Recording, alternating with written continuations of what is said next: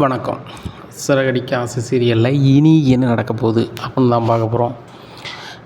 இங்கே அருணோட அம்மா வந்து சொல்கிறாங்க, டேய் சீதாவும் உன்னையே மாதிரி தான்டா, நீ இல்லாமல் அவள் வாழ்ந்துக்கிட மாட்டான்னு நினைக்கிறேன். அப்படிங்கும்போது என்னம்மா சொல்கிறீங்க அப்படிங்கிறாங்க. அவள் சாப்பிடாமே இருக்கடா, என்ன பண்ணனே தெரியல. அவங்க அக்கா ரொம்பவே அழுதாங்க. என் வீட்டுக்காரை மீறி எனக்கு என்ன பண்ண முடியும் அப்படின்னு சொல்லி ஒன்றும் பண்ண முடியாமல் முழிச்சிட்ருக்காங்க. அப்படிங்கும்போது நான் சொல்லலாமா, அந்த முத்து ரொம்ப கோவக்காரன், அது போக ஒன்றுத்துக்கு ஆகாதாம்மா, நான் தான் சரி சண்டி அப்படின்னு நினச்சிக்கிட்டு இருக்கேன். அது சரியில்லை, சீதா மட்டும் சரின்னு சொல்லட்டும், இன்றைக்கே நம்ம கல்யாணம் பண்ணிக்கலாம் அப்படிங்கிறாங்க. உடனே டேய் நீயே சீதாவை கல்யாணம் பண்ணணும் முடிவாக தான் இருக்க, நானும் முடிவாக தான் இருக்கேன். எனக்கு மருமகன்னு வந்தால் அந்த சீதா தான் மருமகளாக வரணும்னு சொல்லிவிட்டு அதை நான் சொல்லிவிட்டு வந்துட்டேன். சீதா உனக்கு தாண்டா, பார்த்துக்கலாம். ஆனால் முத்தோட பஞ்சாதிக்கு உனக்கு கல்யாணம் முடிக்க கொடுக்கணும்னு சொல்லி ரொம்பவே ஆசை இருக்குது. அவங்க அம்மாட்டையும் ஃபோன் பண்ணி பேசினையில் அவங்களுக்கும் விருப்பம் இருக்குது. மாப்பிள்ளை இப்படி சொல்கிறாரே அப்படின்னு சொல்லி தான் இழுக்கிறாங்க. அப்படிங்கும்போதேம்மா அவன் என்னம்மா இது பண்ணுறது, சீதாவுக்கு என்ன பிடிச்சிருக்கு, என்ன நீ எனக்கும் பிடிச்சிருக்கு, அப்போ என்னம்மா வேணும், இந்த முத்துக்காகலாம் பார்த்துட்ருக்க வேண்டாமா, அவன் ரொம்ப வியூம் பண்ணிகிட்ருப்பான், என்னையே பிடிக்கல அப்படிங்கிறதுனால என் வாழ்க்கையை அவன் பார்க்கணுன்னு நினைப்பாம்மா. அவன் சீதாவுக்கு நல்லது பண்ணலாமா, சீதாவுக்கு வேறு இடத்துல மாப்பிள்ளை பார்க்குறேன்னு சொல்லி கெடுதல் பண்ணுறான். அவன் கெடுதல் பண்ணுறவனுடைய புத்தி இதை விட்டுறக்கூடாது அப்படின்றப்போ டவார்னு எங்கள் அம்மாவுக்கு ஒரு மாதிரி ஆயிடுது. உடனே அம்மா அப்படிங்கிறாங்க. இங்கே மூச்சு பேச்சு இல்லை, நேராக வண்டியை பிடிச்சி ஆஸ்பத்திரி கொண்டு போயிருந்தாங்க. அங்கே போனோன்னா பார்க்க என்னாச்சு அப்படின்னு சொல்லி கேட்கும்போது மருத்துவச்சி சொல்லுதாங்க, உங்கள் அம்மா ஏதோ என்னாச்சு, மனசை ரொம்ப குழப்பிருக்குன்னு நினைக்கிறேன், உங்கள் அம்மாவுக்கு ரொம்ப ரெஸ்ட்டு தேவை, மனசளவில் உங்கள் அம்மா வந்து ரொம்ப சந்தோஷப்படணும். முன்னாடி தான் அடிக்கடி ஆஸ்பத்திரிக்கு வருவாங்க, இப்போ கொஞ்சம் நாளாக வரவே இல்லை. சரி நல்லாயிட்டாங்க போல நினச்சா மறுபடியும் இப்படி ஆயிருக்கு. அருண் நீங்கள் லீவை போட்டு உங்கள் அம்மாவை பாருங்கள் அப்படிங்கும்போது, நான் இப்போ லீவில் தான் இருக்கேன், வேலைக்கெலாம் போகலை. அப்படிங்கும்போது இங்கே பாருங்கள், உங்கள் அம்மா சந்தோஷப்படுற மாதிரி ஏதாவது பண்ணுங்கள், அப்படி நீங்கள் பண்ணால் மட்டும்தான் அவங்க நல்லா இருப்பாங்க. அவங்க தான் உங்களை அடிக்கடி சொல்லிகிட்டு இருப்பாங்களே, ஒரு கல்யாணம் பண்ணுங்கன்னு சொல்லிட்டு கல்யாணம் பண்ண வேண்டியதானே, கல்யாணம் பண்ணி அவங்களையும் கடைசி காலத்தில் சந்தோஷப்படுத்த வேண்டியதானே. அவங்க என்ன கேட்குறாங்க, என் பையன் அருணுக்கு கல்யாணம் முடியணும், பேரனையோ பேத்தியோ தூக்கி கொஞ்சணும் அப்படின்னு சொல்கிறாங்க. இதில் என்ன தப்பாக இருக்குது சொல்லுங்கள். வேலையோட உங்களுக்கு குடும்பம் தாங்க முக்கியம், வீம்பு பண்ணாதீங்க அப்படிங்கும்போது அப்போ தான் நினைக்காரு. அம்மா வந்து சொல்லிட்டாங்க, எனக்கு மருமகன்னு வந்தால் சீதா தான் சொல்லிவிட்டு, சீதா வந்து எங்கள் மாமா சொல்ல மீறி நான் ஒன்றும் பண்ண முடியாதுங்கிறா.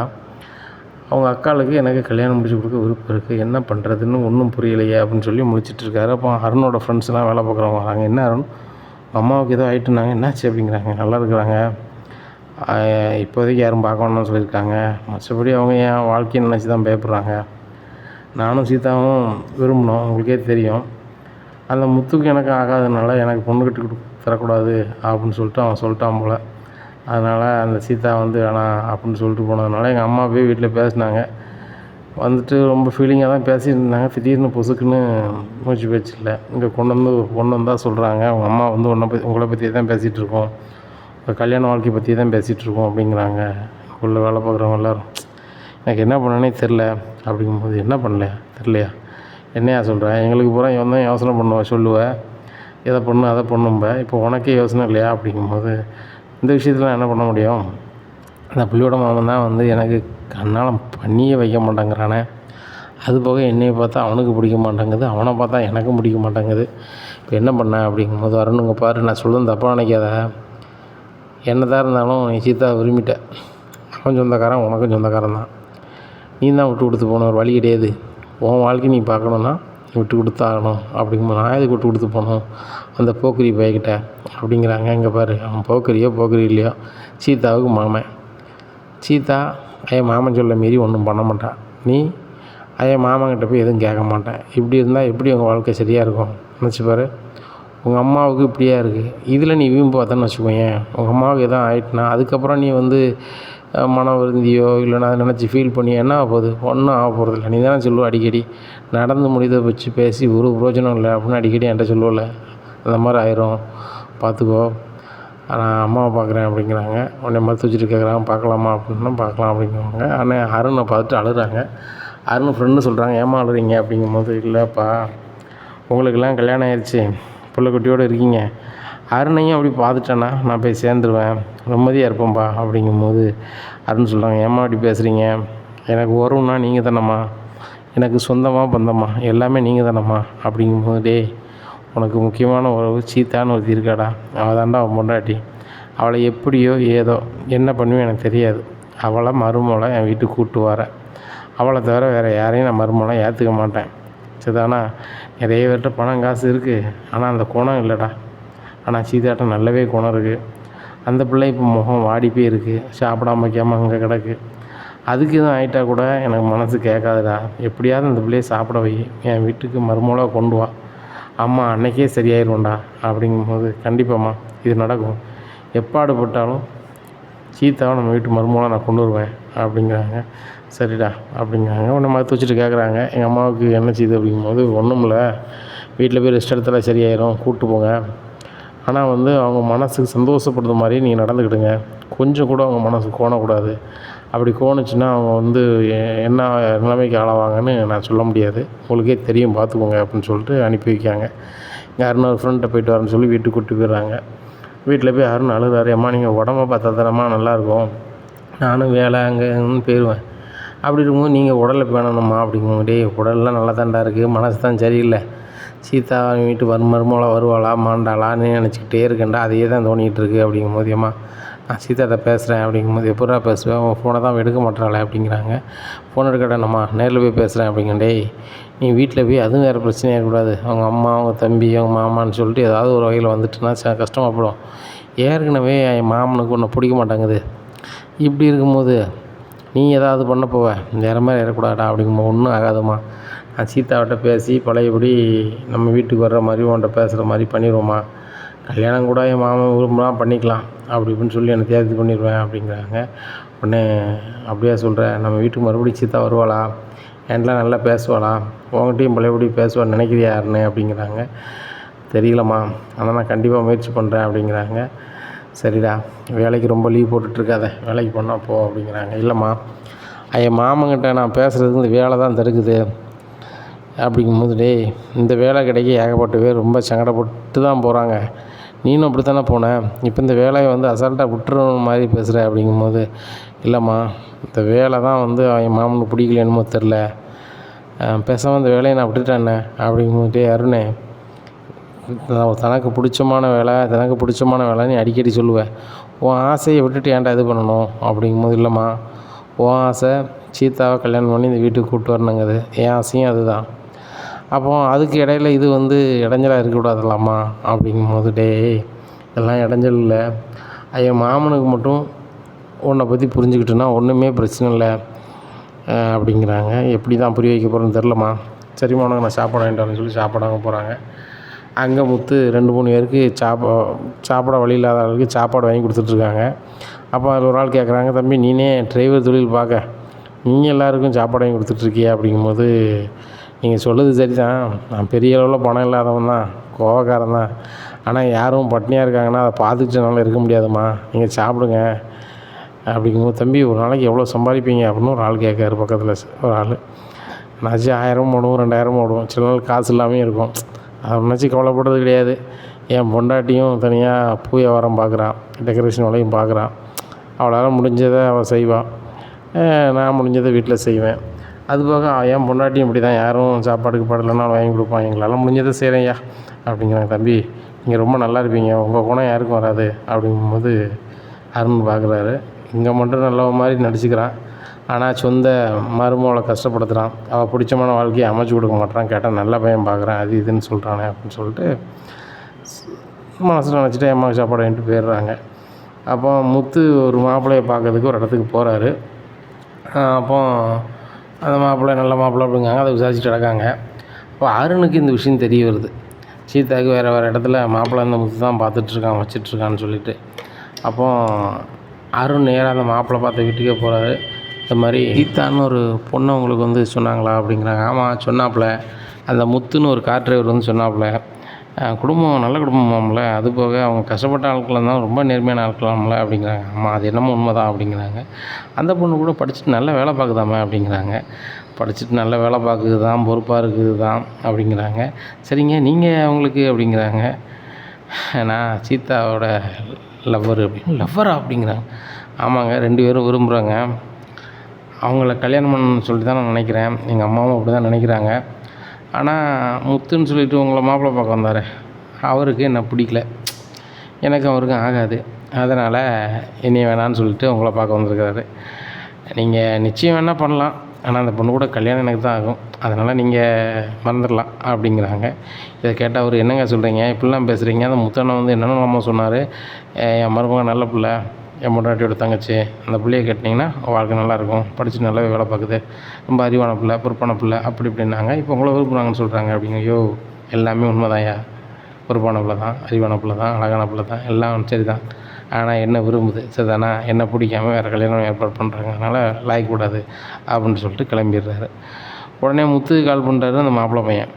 ஃபோன் பண்ணி, அண்ணா என்னென்ன நீங்கள் தேவையில்லாத ஒரு ஒரியை என்கிட்ட கட்டியிருப்பீங்க போலையே அப்படிங்கிறாங்க. உடனே என்ன தம்பி சொல்கிறீங்க அப்படிங்கிறாங்க. ஆமாண்ணே, உங்கள் தங்கச்சி, உங்கள் வீட்டம்மாவோட தங்கச்சியை வந்து எனக்கு பொண்ணு பேசுனீங்க, சரி ரைட்டு, கஷ்டப்பட்ட பிள்ளைய கல்யாணம் முடித்தா நல்லா இருக்குமே நான் நினச்சேன். சரி படிச்சிருக்குது, வேலை பார்க்குது, நானும் வேலை பார்க்குறேன், பொழைச்சிக்கலான்னு பார்த்தா அந்த பொண்ணு யாரையோ விரும்புதாம அப்படிங்கிறாங்க.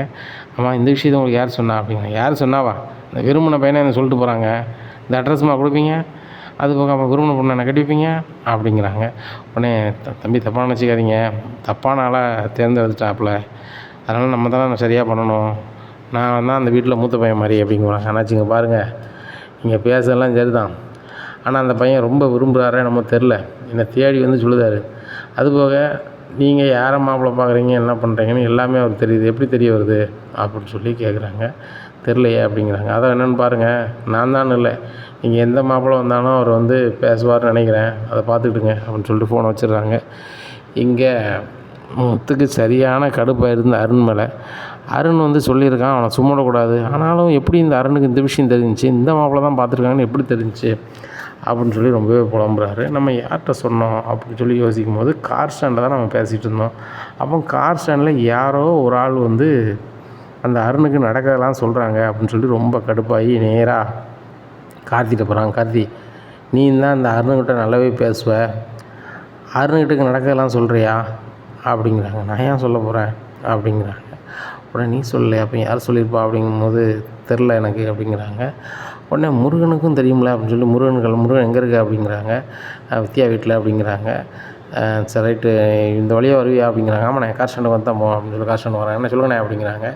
சரி ரைட்டு, நான் என்ன பண்ணுறேன் ஏது பண்ணுறேன்னு சொல்லிட்டு நீ அருணுக்கு ஃபோன் பண்ணி சொல்கிறேன் அப்படின்னு. நான் என்ன சொல்ல போகிறேன் அப்படிங்கிறாங்க. சரி ரைட்டு, அப்போ நான் வந்து சீதாவுக்கு ஒரு இடத்துல மாப்பிள்ளை பார்த்துருந்தேன், எப்படி அவனுக்கு தெரியும் அப்படிங்க. அதானே, சாரிண்ணே, அவர் ரொம்ப அழுது என்கிட்ட கேட்டார்ண்ணே, சீதா இல்லாத வாழ்க்கை எனக்கு வாழ்க்கை இல்லை, எங்கள் அம்மா வந்து இப்படி ஆயிடுச்சு, சீதாவுக்கு வேறு மாப்பிள்ளை பார்க்கக்கூடாது, அப்படி பார்த்தா கூட எனக்கு தகவல் சொல்லுங்கள், எப்படியா அதை நிப்பாட்டணும் அப்படின்னு சொன்னார்ண்ணே. நானும் ஒரு பிள்ளையை லவ் பண்ணுறேன், நானே காதலோட அருமைன்னா என்னென்னு எனக்கு தெரியுண்ணே, அதனால தானே சொல்லிட்டேன், வேறு ஒன்றும் இல்லைண்ணே அப்படிங்கும்போது, டேய் ஏன்டா அப்படி சொன்ன கூறு கட்டணும் அப்படிங்கும்போது, ஆமாண்ணே சாரிண்ணே அப்படிங்கிறாங்க. உன் மேலே கடுப்பாக இருக்குது, தம்பி மாதிரி ஒன்று நினச்சிட்டேன், போயிடு, இனிமேல் இந்த வேலை மாதிரி வேலை வைக்காத அப்படிங்கிறாங்க. சரிண்ணே அப்படின்னு சொல்லிட்டு போயிடுறாரு. இங்கே அருணுக்கு கால் பண்ணுறாரு. யோ என்ன நினச்சிட்ருக்க, இங்கே என்ன நடக்கு ஏது நடக்குன்னு சொல்லி ஆள் வச்சு பார்த்துட்ருப்பியா அப்படிங்கும்போது, இங்கே பாரு முத்து, உனக்கு எனக்கு ஆகாது, சீதா தான் என் வருங்கால பொண்டாட்டி, அவள் தான் எங்கள் அம்மாவுக்கு மருமவா, நீ எங்கே கல்யாணம் ஏற்பாடு பண்ணாலும் ஒன்றும் நடக்காது, அவள் கல்யாணம் பண்ண போகிறோம் என்னவோ இனியே தான் அப்படிங்கிறாங்க. அதை அப்படின்னு நினச்சிக்கிட்டே இருக்க வேண்டியதான், நான் வேறு இடத்துல கல்யாணம் பண்ணி வைக்கணும் இல்லையான்னு பாரு அப்படிங்கிறாங்க. நீ கல்யாணம் ஏற்பாடு பண்ணலாம், ஆனால் கல்யாணம் நான் தான் முடிப்பேன் அப்படின்னு சொல்லி அருண் ரொம்ப விம்பாக பேசிடுறாரு.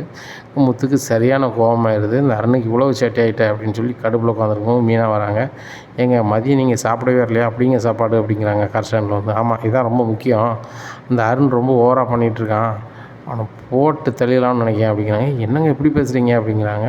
பிறகு ரொம்ப ஓவராக பண்ணிகிட்ருக்கான், நானும் சீதாவுக்கு உருண்டு புரண்டு அங்கங்கே மாப்பிள்ளையை பார்த்துட்ருக்கேன், இவனை நாங்கள் தேடி போய் நான் பொண்ணை விரும்புதேன், பொண்ணையும் நீ விரும்புது, நீங்கள் வந்து கல்யாணம் ஏற்பாடு பண்ணலாம், ஆனால் கல்யாணம் எனக்கு தான் நடக்கும் அப்படி இப்படின்னு மாப்பிள்ளை வீட்டுக்காரன்ட்ட பேசுகிறாங்களா. மாப்பிள்ளை வீட்டுக்காரங்க உடனே எனக்கு கால் பண்ணி எனக்கு பொண்ணே வேண்டாம் சாமி அப்படிங்கிறாங்க. அப்படிங்கும்போது ஏங்க, அவர் ரொம்ப சின்சியராக விரும்புகிறாரு, அவங்க அம்மா வீட்டுக்கு வேறு தேடி வராங்க, பேசாமல் சீதா வாழ்க்கையை நம்ம அமைச்சு கொடுத்துட்டாங்க விரும்பின வாழ்க்கையை அப்படிங்கும்போது, என்ன நினச்சிட்ருக்க நீ, அவங்க அம்மா இதுக்கு வீட்டுக்கு வராங்க அப்படிங்கும்போது நான் என்னங்க செய்வேங்க, அவங்க வீட்டில் வந்து பேசுகிறாங்க, எனக்கு மருமகன் வந்தால் அது சீதா தான் அப்படி இப்படிங்கிறாங்க. அப்படிங்கும்போது சீதா உனக்கு புரியலையா, சீதா வந்து நல்லா படிச்சிருக்கா, அப்படி ஒரு மருமகன் வரணும் நினச்சி இது பண்ணிகிட்ருக்காங்க, அது நடக்காது நீ சொல்லி அனுப்பிடணும் அவங்க வீட்டு அட்ரஸில் போய் நான் சொல்லிடுறேன் அப்படின்னு சொல்லிட்டு முத்து நேராக கார் எடுத்துகிட்டு போகிறாரு. அங்கே அருண் இல்லை, அவங்க அம்மா மட்டும்தான் இருக்காங்க. அவங்க அம்மாவுக்கும் இருமிக்கிட்டு இருக்காங்க. ஒரு உட்காந்து அருண் ஒரு இடத்துல வெளில போயிடுறாரு. என்ன உள்ளே வரலாமா அப்படிங்க, வாங்க தம்பி அப்படிங்கிறாங்க. ஏம்மா என்ன நினச்சிட்ருக்கீங்க, நீங்கள் எதுக்கு சீதா வீட்டில் போய் பொண்ணு கேட்டுட்ருக்கீங்க? சீதாவை உங்கள் பையனுக்கு தலைகள் நின்று தண்ணி குடித்தாலும் நினைக்க மாட்டேன், கல்யாணம் பண்ணி கொடுக்க விட மாட்டேன் அப்படிங்கும்போது, ஏன் தம்பி இப்படி வீம்பு பண்ணிகிட்ருக்கீங்க? உங்களையும் நான் தனியாக பார்த்து பேசதான் நினச்சேன், நீங்களே வந்துட்டீங்க. தம்பி ஒரு நிமிஷம் இருங்க, நான் சொல்லுதை கேளுங்க அப்படிங்க. என்னவா கேட்கணும் அப்படிங்கிறாங்க. எப்பா உன்னையே மாதிரிதாம்மா என் பையனும் கோவக்காரன், உன்னை பற்றி எல்லாமே அவன் சொல்கிறான். சாப்பாடு இல்லாதவங்களுக்கு சாப்பாடு வாங்கி கொடுக்குற, வைக்கிற, எல்லாமே பண்ணுற. அந்த வீட்டுக்கு நீ வந்து மூத்த பிள்ளையாக இருந்து அந்த வீட்டுக்கு கஷ்டப்படாமல் பார்த்துக்கிற, அதையும் நான் ஏற்றுக்கிறேன். ஆனால் சீதா பிள்ளை விரும்பின வாழ்க்கையை அமைச்சு கொடுக்கணுமாப்பா, அதுவும் கடமை தானே அப்படிங்கும்போது, ஆமாம்மா அதனால தான் நல்லா பையனை மாப்பிள்ளை பார்த்துட்ருக்கேன் அப்படிங்கும்போது, என் பையனை காட்டிலுமாப்பா நீ பார்த்துட போகிற, நீ எத்தனை பையனை கூட அழகான பையனை பார்க்கலாம், ஆனால் அவங்க மனசுக்கு பிடிச்சமான பையன் என் பையன் தானேப்பா, அது உனக்கே தெரியும் தானேப்பா, ஏன்ப்பா அப்படி பண்ணுற அப்படிங்கும்போது, இல்லைம்மா உங்கள் பையனுக்கு மட்டும் நான் கல்யாணம் பண்ண கொடுக்கவே மாட்டேன். மாப்பிள்ளை பார்க்குற இடத்துல பூரா உங்கள் பையன் வந்து உழைச்சி விட்டுக்கிட்டே இருக்காரு, இது நல்லது கிடையாது அப்படிங்கும்போது, எங்கே அருணா அப்படிங்கிறாங்க. உங்கள் அருண் தாம்மா, அவங்க அருண் தான்.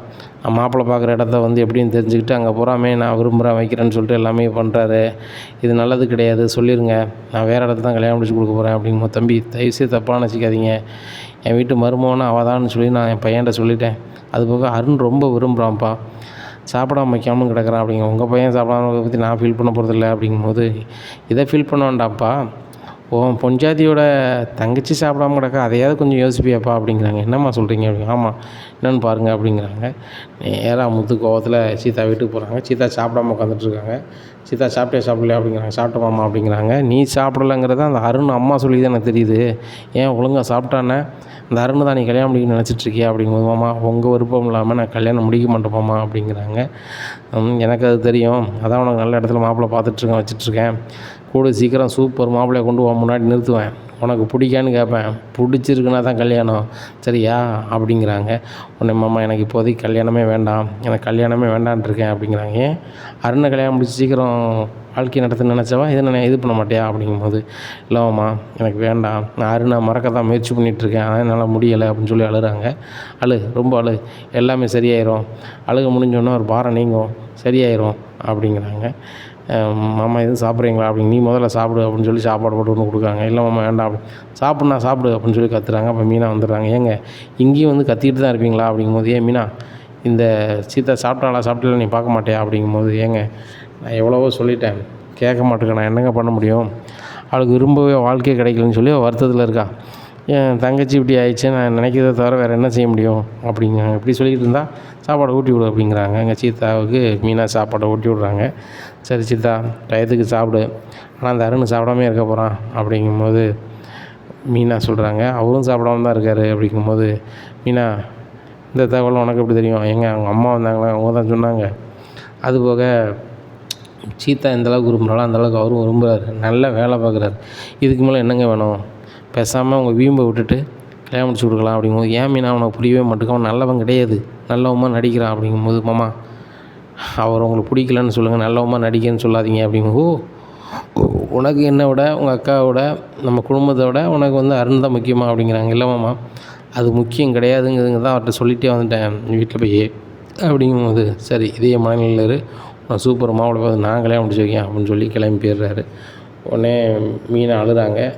சீதா இது நினைக்காத, இவர் ரொம்ப கோபத்தில் இருக்கார், இவரை யாராலையும் மாற்ற முடியாது போல், இவர் ரெண்டு பேர் பேச்சு தான் கேட்பார், ஒன்று எங்கள் மாமா, இன்னொரு ஆள் வந்து எங்கள் பாட்டி, என்ன பண்ணுறது அப்படின்னு சொல்லிட்டு நினைக்காங்க. அப்போ மீனாவும் சரி நான் வேலைக்கு போகிறோமான்ட்டு போயிடுறாங்க. அப்போ தான் சீதா நினைக்கிறாங்க, 2 பேர் பேச்சு தான் வந்து கண்டிப்பாக மாமா கேட்பாங்க, 2 பேர் பேச்சை கேட்குறதுக்கு நம்ம ஏதாவது வழி பண்ணணும் அப்படின்னு நினைக்காங்க. அப்போது பாட்டிக்கு, கிராமத்தில் உள்ள பாட்டிக்கு கடுதாசி எழுதாங்க. பாட்டி இந்த மாதிரி நான் என்ன விரும்புகிறேன், ஆனால் அவரும் விரும்புகிறார், அவங்க அம்மாவும் என்னை தான் கல்யாணம் பண்ணி வைக்கணும்னு நினைக்காங்க, ஆனால் முத்து மாமாவை தான் பிடிக்க மாட்டேங்குது, நீங்கள் தான் சொல்லி புரிய வைக்கணும் அப்படின்னு சொல்லி அவங்களுக்கு ஒரு கடுதாசி, அண்ணாமலைக்கும் ஒரு கடுதாசி. அண்ணாமலைக்கு எழுந்த கடுதாசி விஜயா கையில் கிடச்சிருது. விஜயா அதை கிழிச்சு பார்த்துட்டு, ஓ இதுக்கும் கடுதாசி எழுதியா அப்படின்னு சொல்லிட்டு எல்லாரையும் நைட்டு வர சொல்லிவிட்டு எல்லாரையும் சொல்லணும் அப்படின்னு சொல்லுதாங்க. அப்போ நைட்டு எல்லோரும் என்னன்னு கேட்காங்க. இது ஒரு காதல் கடிதம் வந்திருக்கு இந்த வீட்டுக்கு அப்படின்னு. காதல் கடிதம் வந்திருக்கா அப்படின்னு சொல்லி எல்லோரும் முழிக்காங்க. பிரித்து படிக்கிறேன், எல்லோரும் கேளுங்க அப்படிங்கிறாங்க இந்த விஷயம். படிக்கிறாங்க. படிக்கும் போது தெரியுது அந்த சீத்தை எழுதின காதல் கடிதம். இதை பார்த்துட்டு மீனா ஒரு மாதிரி ஆயிடுறாங்க. ஏங்க இந்த சீத்தாக்கெல்லாம் தேவையாங்க அப்படிங்கும்போது, வச்சு பாரு யார் யாருக்கு எப்போ வரணும் ஏது வரணும்னு சொல்லிட்டு வர விஷயம் கிடையாது. இப்போ ரவி ஸ்ருதியை விரும்பினா கல்யாணம் பண்ணிக்கிட்டாங்க, இன்றைக்கி ரொம்ப நல்லா இருக்கிறாங்க. இதுதானே அதுவே நம்மளுக்கு ஒரு எடுத்துக்காட்டு. இப்படிலாம் இருக்குது. அதை மாதிரி சீத்தா என்கிட்ட நேரடியாக சொல்ல முடியல, அதில் கடுதாசியில் சொல்லியிருக்கா. இதில் என்ன தப்பு இருக்குது? டே முத்து, அந்த அருணுக்கும் உனக்கு என்னடா பிரச்சனை அப்படிங்கும்போது, எப்பா உங்களுக்கு தான் தெரியுங்களாப்பா என் மேலே உள்ள கோபத்தில் என்னை பாடாப்படுத்துறது, என்னை சுற்றி இருக்கிறவங்கள பாடாப்படுத்துறது, இந்த மாதிரி பார்த்துட்ருக்கவன் நீங்கள் கூட பார்த்துருப்பீங்களாப்பா.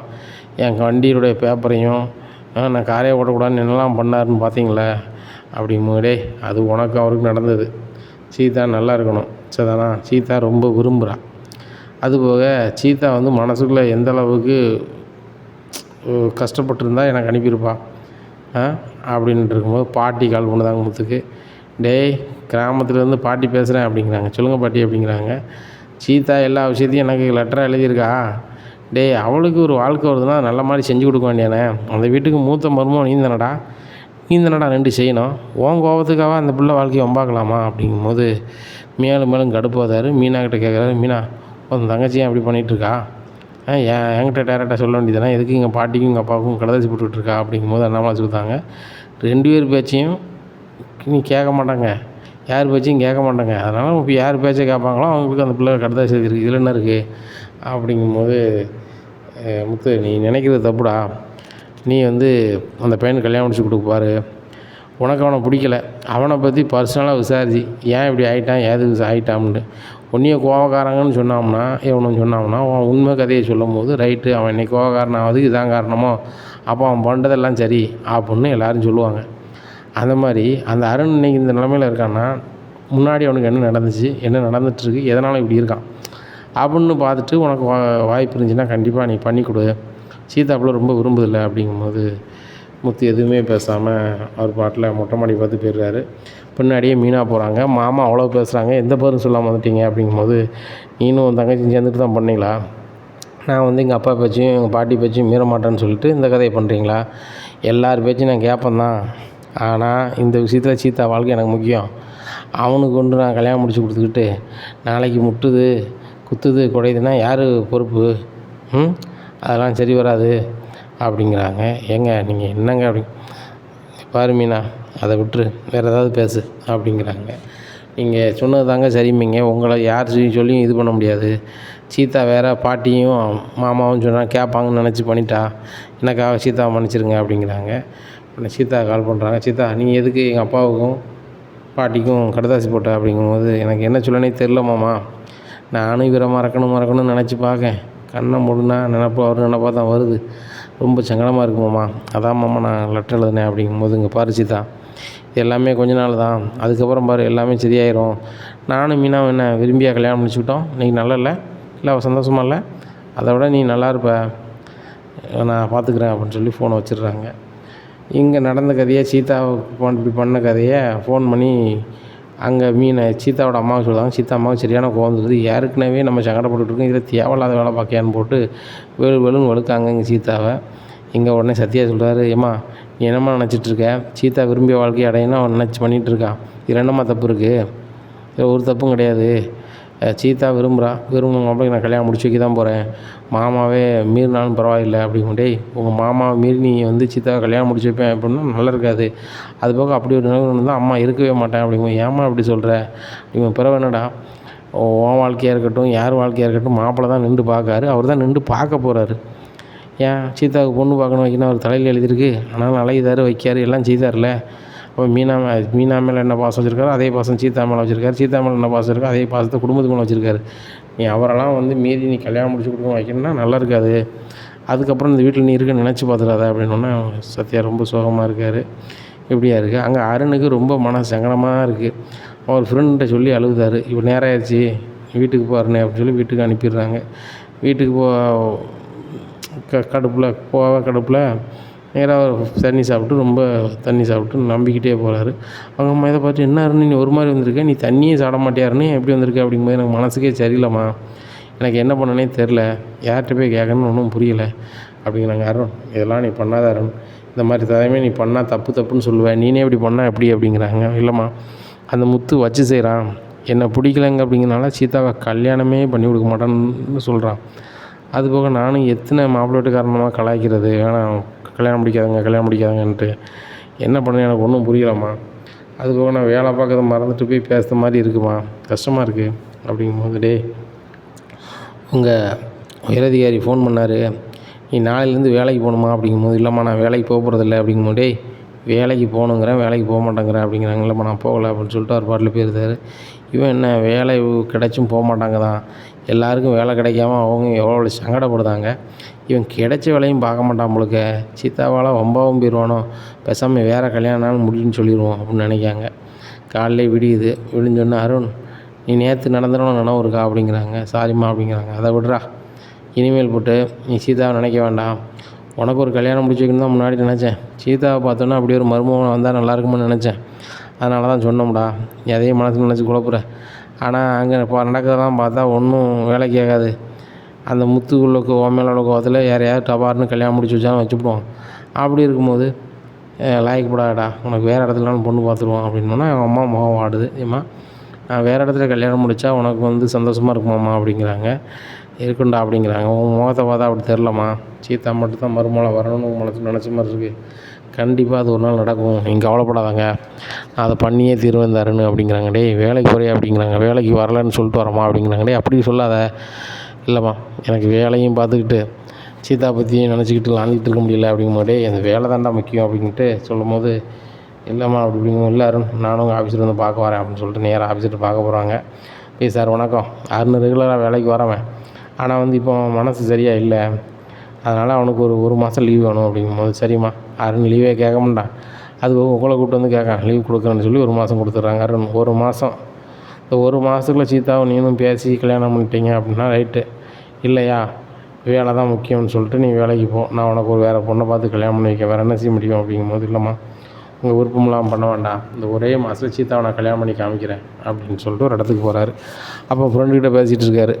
அப்போ சொல்கிறாரு, அண்ணே நீ வேலை பார்க்கறதே மறந்துடு, சீதாவை நீ கல்யாணம் பண்ணிக்கணும், சீதாவுக்கு உனக்கு விருப்பம் இருக்குது, உனக்கும் விருப்பம் இருக்குது, இப்போ அதிரடியாக கல்யாணம் பண்ணிட வேண்டியதானே, வீட்டில் யாரும் எப்போ இருக்க மாட்டாங்கன்னு தெரிஞ்சுட்டு நேராக போ, சீதாட்ட போய் பேசு, அவன் முடியாது வைக்காதுன்னு என்னத்தையாவது சொன்னான்னா அதுக்கப்புறம் நீ என்ன செய்யணுமோ செய்ய அப்படிங்கிறாங்க. ரைட்டு அப்படின்னு சொல்லிட்டு நேராக வீட்டில் யாரெல்லாம் எங்கே போகிறான்னு சொல்லி அருண் பார்க்காரு. அவங்க அம்மா கடைக்கு போயிருந்தாங்க, அவன் தம்பி எங்கேயோ வெளில போயிடுறாரு, வீட்டில் சீதா மட்டும்தான் இருக்கான்னு தெரிஞ்சுக்கிட்டு வீட்டுக்கு போய் போகிறாங்க. போனோன்னா அருணை பார்த்தோன்னு ரொம்ப ஷாக் ஆகிறாங்க. நீங்கள் எதுக்கு வந்தீங்க அப்படின்ட்டு. ஒன்று சீதா கிளம்பு அப்படிங்கிறாங்க. எங்கே அப்படிங்கிறாங்க. கிளம்புனா கிளம்பு, நீ இல்லாத வாழ்க்கையை இது பண்ண முடியாது, எங்கள் அம்மா நீ இல்லைன்னா அவ்வளோதான்னு சொல்லி இது பண்ணுறாங்க, அது போக எங்கள் அம்மா நல்லா இருக்கணும் அப்படின்னா நீ வந்தே ஆகணும் அப்படிங்கும்போது, அப்போ எங்கள் குடும்பம் எப்படி போனாலும் பரவாயில்லையா அப்படிங்கும்போது, இல்லை நீ வந்தே ஆகணும் அப்படிங்கிறாங்க. நான் வரல அப்படிங்கிறாங்க. நீ வார அப்படின்னு சொல்லிட்டு இது பண்ணிகிட்ருக்காரு. அவன் பக்கத்தில் சவுண்டு கேட்டு ஃபோன் பண்ணுறாங்க முத்து சொல்லியிருக்காரு, இந்த வீட்டில் ஏதாவது ஒருனா எனக்கு ஃபோன் பண்ணுங்கன்னு சொல்லிட்டு. அவர் நேராக ஃபோன் பண்ணியப்பா கொழுந்தியால் வான்னு சொல்லி ஒரு பையன் கூப்பிட்டுருக்காரு அப்படின்னோடனே நேராக முத்து பயங்கரமாக கார் எடுத்து வராரு. இங்கே அருண் கிடந்து சீதாவை கூப்பிட்டுருக்காங்க. சீதா போகாமல் இருக்காங்க. உடனே அருண் இங்கே இருக்கியா வந்தேன் அப்படிங்கும்போது, உன் வீட்டுக்கு நான் வரல, இது என் வருங்கால மனைவி சீதாவை பார்க்க வந்தேன் அப்படி. அது என்னடா உனக்கு மருங்கால, ஒழுங்காக வெளியே போயிரு அப்படிங்கிறாங்க. அது சீதா சொல்லட்டும், நீ சொல்லாத அப்படிங்கும்போது, மாமா வீட்டுக்கு வந்தார் எப்படி மாமா போன்னு சொல்ல முடியும், அவர் என்ன வேணுன்னு தானே வந்திருக்காரு அப்படி. ஓ அவர் வேணும், நான் வேண்டாமா அப்படிங்கிறாங்க. மாமா நான் அதை சொல்லலை, உங்கள் விருப்பம் நான் கல்யாணம் பண்ணிக்க மாட்டேன் அப்படிங்கிறாங்க. சீதா நீ தான் ஃபோன் பண்ணி வர சொல்லியிருக்க அப்படிங்கிற. மாமா நான் சொல்லவே இல்லை அப்படிங்கிறாங்க. நீ சொல்லாமல் எப்படி இந்த அருண் வருவான் அப்படிங்கிறாங்க. அது எங்களுடைய பர்சனலு, அதை ஏங்க நீங்கள் கேட்குறீங்க அப்படிங்கிறாங்க. உங்கள் பர்சனலா, அது என் பொண்டாட்டியோட தங்கச்சி அப்படிங்கிறாங்க. அது இப்போ என் வருங்கால பொண்டாட்டி அப்படிங்கிறாங்க. சீதா நீ யார் சொல்ல கேட்ப அப்படின்னு சொல்லி அருண் கேட்குறாங்க. யார் சொல்ல கேட்கனே தெரியாமல் திணறிட்டு நிற்காங்க.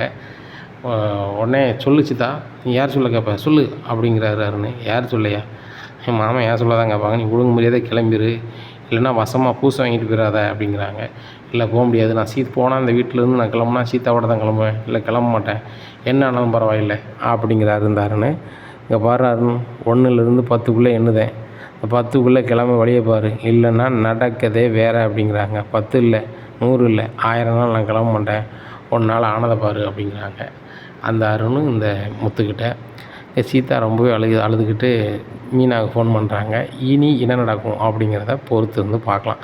நம்ம சேனலை நீங்கள் கொஞ்சம் மறக்காமல் லைக் அண்ட் சப்ஸ்கிரைப் பண்ணிடுங்க. நன்றி, வணக்கம்.